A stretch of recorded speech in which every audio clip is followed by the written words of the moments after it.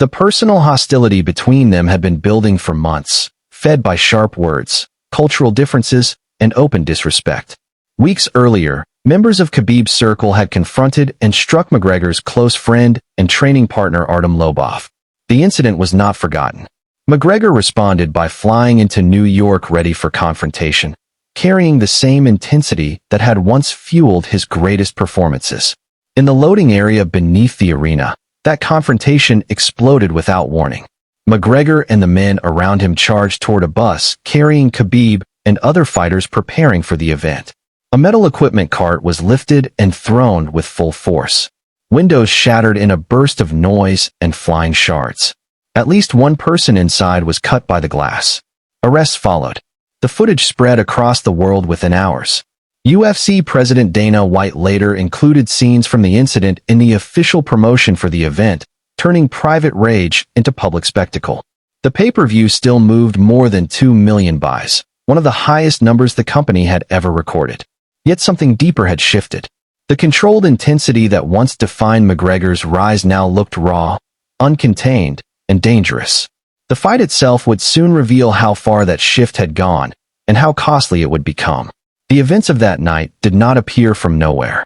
They grew out of years of pressure, success, isolation, and the particular psychology of a man who had always refused to operate within ordinary limits.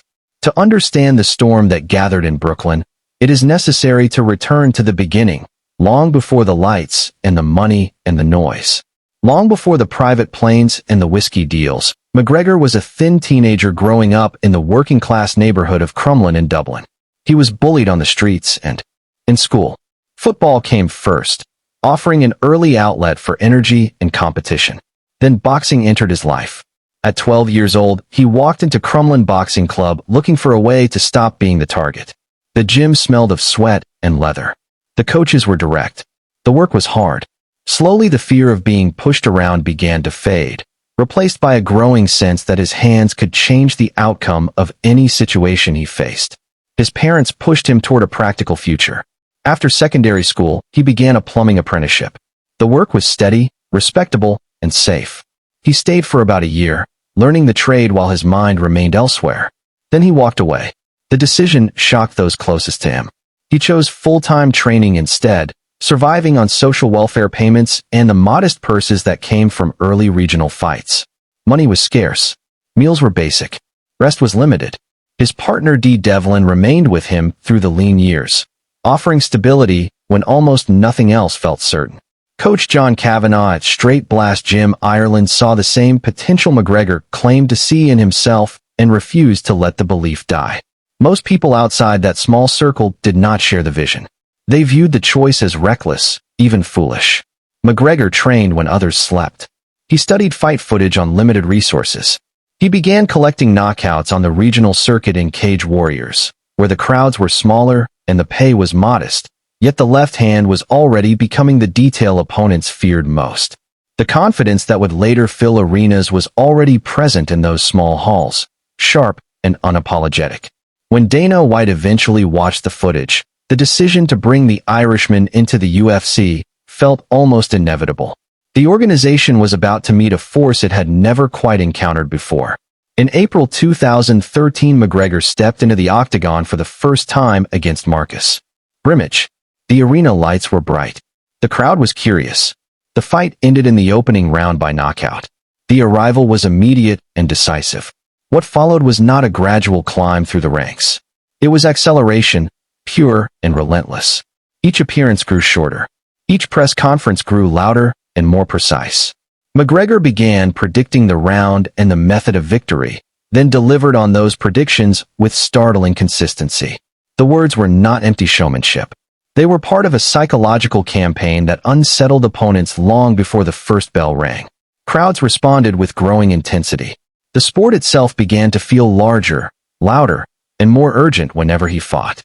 People who had never cared about mixed martial arts started watching simply because of the Irishman who spoke with absolute certainty and then backed every claim with action. On December 12, 2015, at UFC 194, he faced José Aldo, the long-reigning featherweight champion who had gone undefeated for nearly a decade and built a reputation as one of the most dominant fighters of his era. The build-up had been long and heated. The arena in Las Vegas was packed with expectation. The fight lasted 13 seconds. A single counter left hand dropped Aldo before most of the audience fully registered that the contest had started. The champion's lights went out. The crowd erupted in disbelief. It remains the fastest finish in UFC title fight history. McGregor was the new featherweight champion of the world, and the sport had just witnessed a changing of the guard that few saw coming so quickly. He did not stop there. He moved up in weight, challenged Eddie Alvarez for the lightweight title, and won it with the same sharp striking and relentless pressure. For a period he held both belts at once, the first fighter in UFC history to do so simultaneously. The achievement marked a genuine expansion of what was considered possible inside the organization. Outside the cage, the same force that produced those results was already pulling mainstream attention toward a sport that had once sat on the margins of popular culture. McGregor had become more than a champion. He had become a phenomenon. In 2017, the trajectory took a different and unexpected turn. McGregor signed to face Floyd Mayweather Jr. in a professional boxing match billed as the money fight. He entered the ring with almost no prior experience as a professional boxer. Mayweather was widely regarded as one of the finest defensive technicians the sport had ever produced, a man who had built an undefeated career on precision, timing, and an almost untouchable defense. The contest went 10 rounds before the referee stopped it.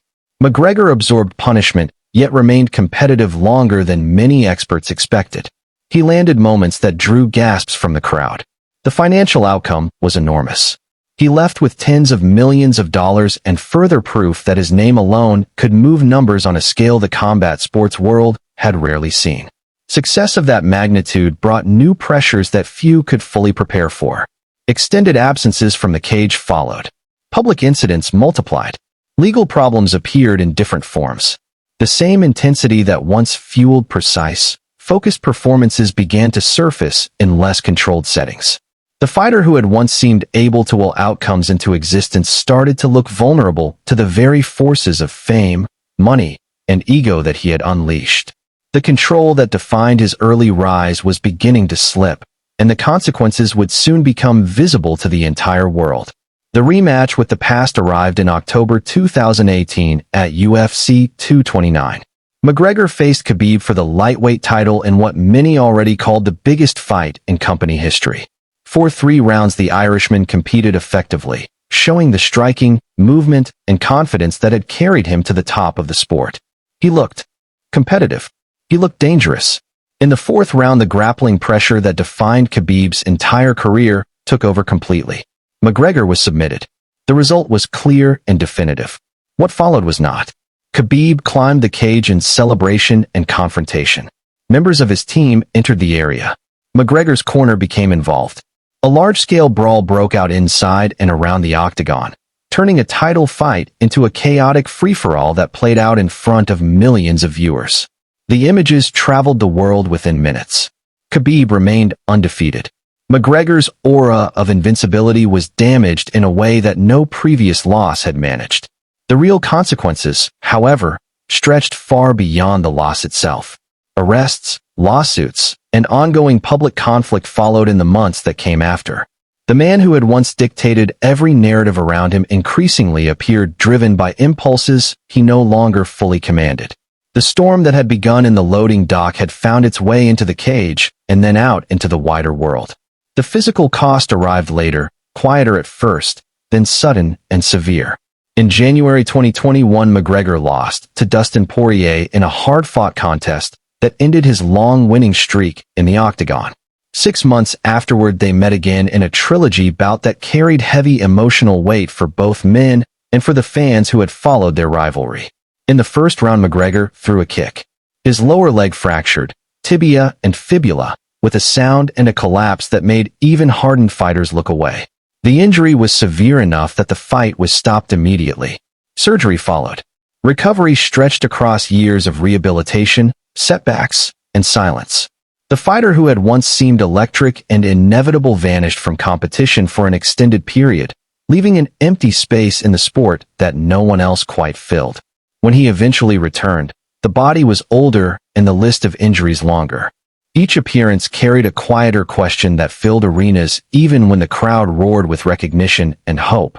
Was the version of McGregor who had once bent the sport to his will still present, or had the decisive chapter already closed? The magic that once felt permanent now seemed fragile, and the uncertainty itself became part of the story. Conor McGregor was never only a fighter. He was a force of concentrated will who pulled mixed martial arts into the wider culture with a speed and intensity that few could have predicted. Millions who had never followed the sport began watching because of him, drawn by the confidence, the drama, and the sense that something larger than a simple fight was unfolding. He became a symbol of Irish sporting confidence and national pride, celebrated in his home country as a figure who had taken on the world and refused to shrink. At the same time, he became a frequent target of criticism, late-night humor, and public judgment.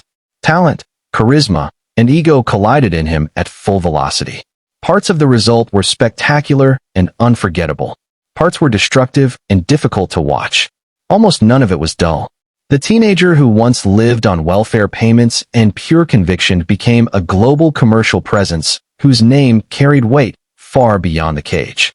He stood at the summit of his sport longer than most predicted. Then the same height that elevated him began to test him in return, revealing both the strength and the cost of the path he had chosen. Whether the final pages of his competitive story are still being written or have already been closed, one fact remains difficult to dispute. There has not been another figure quite like him. The next generation may match the technical skill. It is far less certain that anyone will again combine that skill with the same blinding intensity, the same absolute self-belief, and the same willingness to risk everything in public view. McGregor did not merely chase greatness. Each appearance carried a quieter question that filled arenas even when the crowd roared with recognition and hope. Was the version of McGregor who had once bent the sport to his will still present, or had the decisive chapter already closed? The magic that once felt permanent now seemed fragile, and the uncertainty itself became part of the story. Conor McGregor was never only a fighter. He was a force of concentrated will who pulled mixed martial arts into the wider culture with a speed and intensity that few could have predicted. Millions who had never followed the sport began watching because of him, drawn by the confidence, the drama, and the sense that something larger than a simple fight was unfolding. He became a symbol of Irish sporting confidence and national pride, celebrated in his home country as a figure who had taken on the world and refused to shrink. At the same time, he became a frequent target of criticism, late-night humor, and public judgment. Talent, charisma, and ego collided in him at full velocity. Parts of the result were spectacular and unforgettable. Parts were destructive and difficult to watch. Almost none of it was dull. The teenager who once lived on welfare payments and pure conviction became a global commercial presence whose name carried weight far beyond the cage. He stood at the summit of his sport longer than most predicted. Then the same height that elevated him began to test him in return, revealing both the strength and the cost of the path he had chosen. Whether the final pages of his competitive story are still being written or have already been closed, one fact remains difficult to dispute. There has not been another figure quite like him. The next generation may match the technical skill. It is far less certain that anyone will again combine that skill with the same blinding intensity, the same absolute self-belief, and the same willingness to risk everything in public view. McGregor did not merely chase greatness. For a time, he became the storm that greatness itself had to survive.